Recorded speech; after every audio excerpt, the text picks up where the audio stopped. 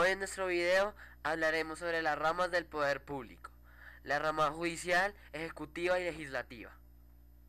Rama legislativa. Esta rama está representada por el Congreso de la República, el cual tiene el deber de hacer, reformar y establecer las leyes. El Congreso es bicameral, es decir, dos cámaras u órganos legislativos que son el Senado de la República y la Cámara de Representantes. El Senado de la República está integrado por 100 miembros elegidos popularmente en todo el territorio nacional y por 2 curules para los delegados de las comunidades indígenas. Los miembros del Congreso reciben el nombre de congresistas o parlamentarios. La función administrativa del Senado. La Comisión de Administración del artículo 373 de la Ley 5 de 1992 es el órgano superior administrativo del Senado. Está integrado por el presidente de la mesa directiva, quien la presidirá, y 4 senadores elegidos en la plenaria del Senado para periodos de 2 años. A la comisión le corresponde presentar terna ante la plenaria para que ésta acoja al director administrativo, evaluar y aprobar los planes y programas de este presente. La Cámara de Representantes. La Cámara de Representantes está integrada por 2 representantes de cada departamento y del distrito capital, y uno más por cada 250.000 habitantes, o fracción mayor de 125.000. Estos también son elegidos popularmente. La función administrativa de la Cámara.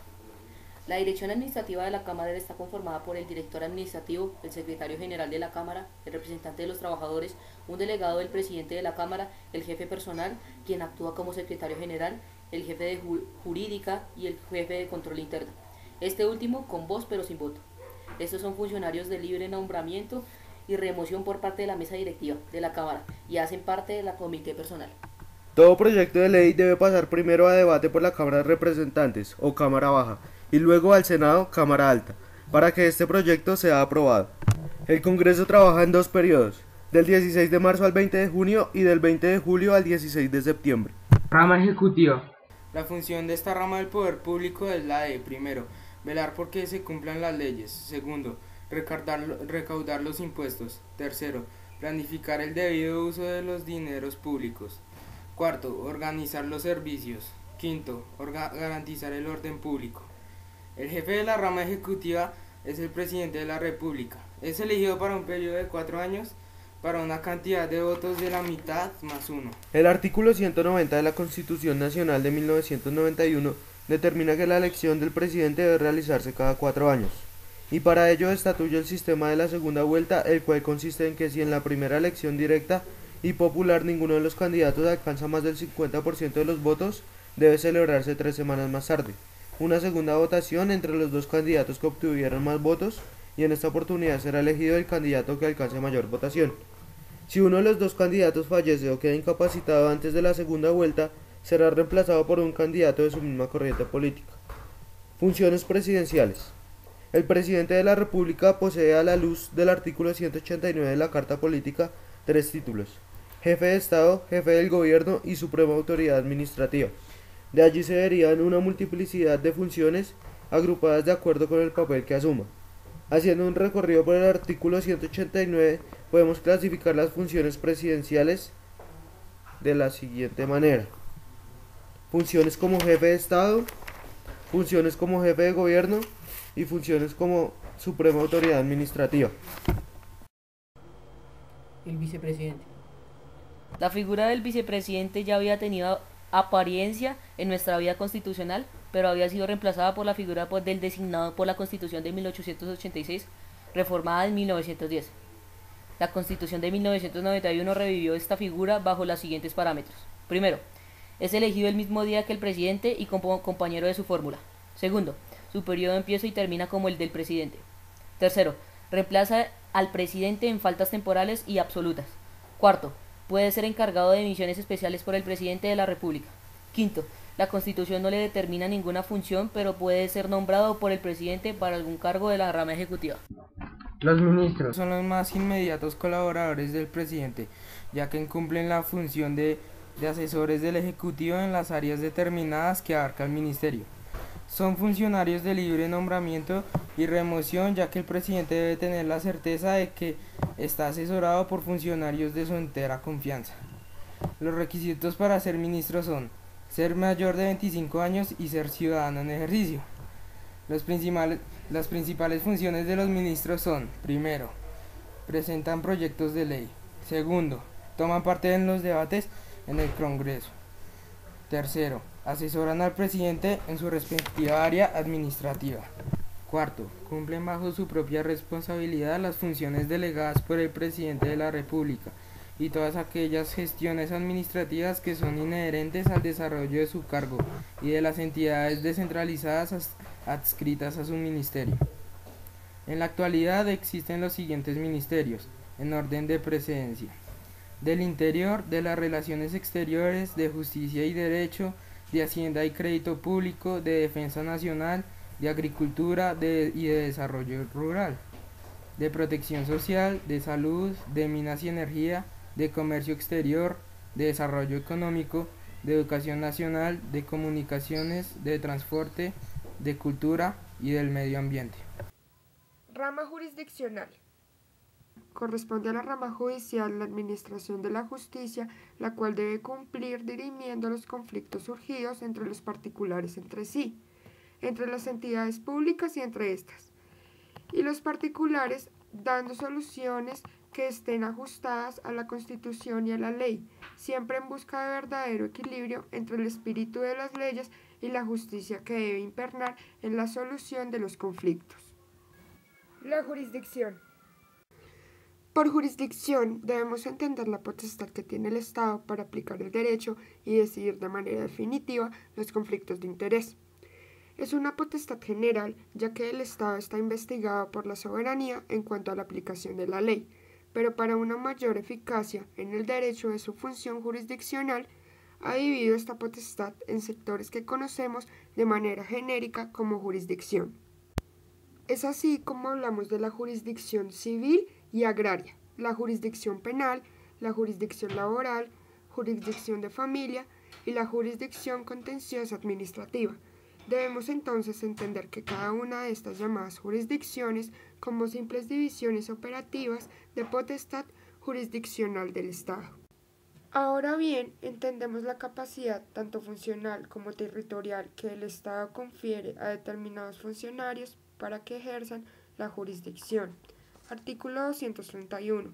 Los magistrados de la Corte Suprema de Justicia y del Consejo del Estado serán nombrados por la respectiva corporación de listas enviadas por el Consejo Superior de la Judicatura.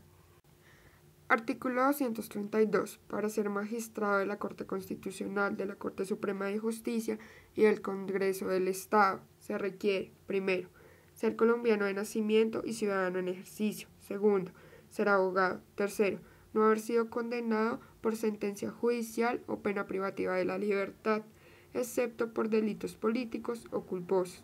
Cuarto, haber desempeñado durante 10 años cargos en la rama judicial o en el Ministerio Público.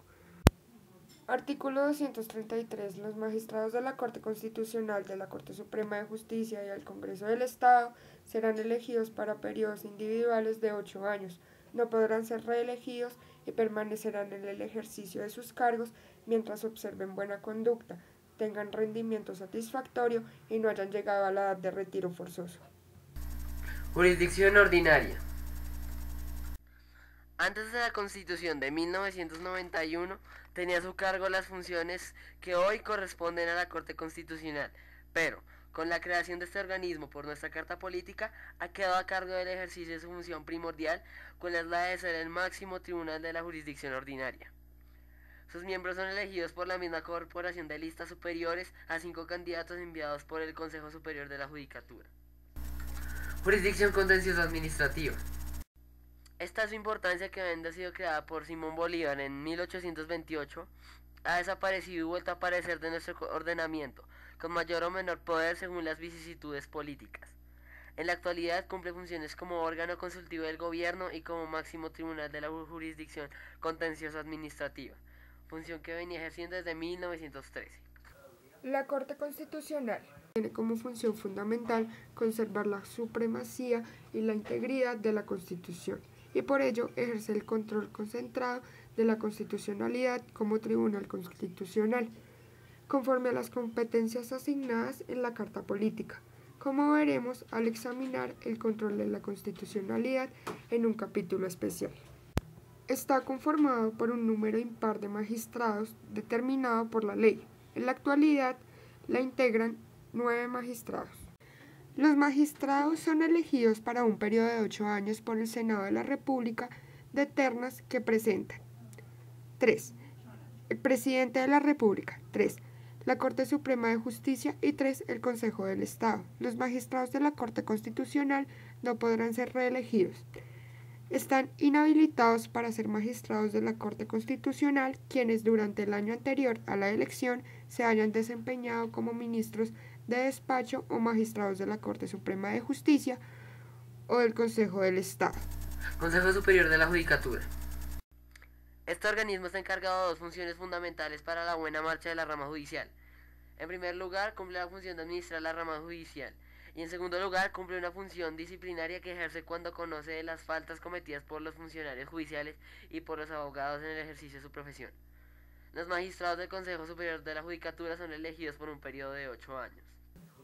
Funciones de la Sala Administrativa del Consejo Superior de la Judicatura. Primero, elaborar el presupuesto de la rama judicial. Segundo, elaborar el proyecto de plan sectorial de desarrollo para la rama judicial con su correspondiente plan de inversiones. Tercero, autorizar la celebración de contratos y convenios de cooperación e intercambio para asegurar el funcionamiento de sus programas y el cumplimiento de sus fines. Cuarto, aprobar los proyectos de inversión de la rama judicial.